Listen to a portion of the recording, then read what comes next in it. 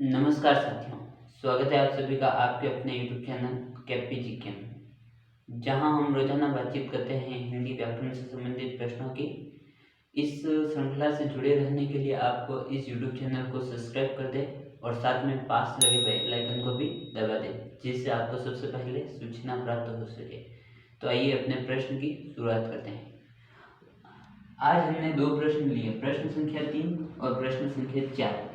प्रश्न संख्या 3 में पूछा गया है कि भाषा शब्द की उत्पत्ति किस धातु से हुई है। जो भाषा शब्द है वो किस धातु से बना हुआ है। तो इन दोनों प्रश्न के उत्तर आपको पहले कमेंट बॉक्स में कमेंट करना है।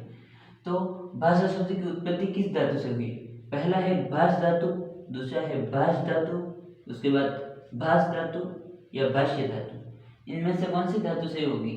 तो देखिए, ये तो अपने हो ही नहीं सकता और भाष्य भी धातु नहीं, ठीक है। इन दोनों में से कौन सी होगी।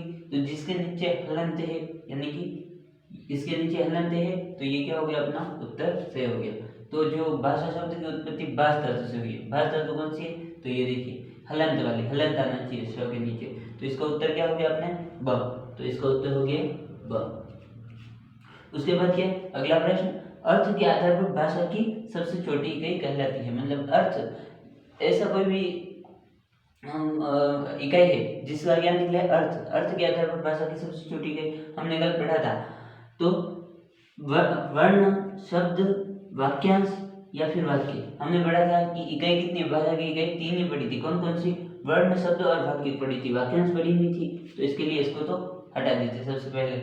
इनमें से वर्ण का कभी अर्थ निकलता ही नहीं। हमने कल भी पढ़ा था कि वर्ण का कभी अर्थ नहीं निकलता, तो ये भी क्या हो गया अपने कट हो गया। उसके बाद कितने बचे, 2 बचे। 2 में शब्द या वाक्य।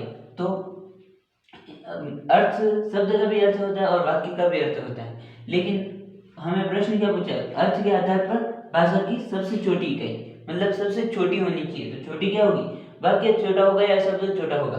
तो इनमें से छोटा क्या, शब्द छोटा होगा। इसके हिसाब से इसका उत्तर क्या हो गया, ब।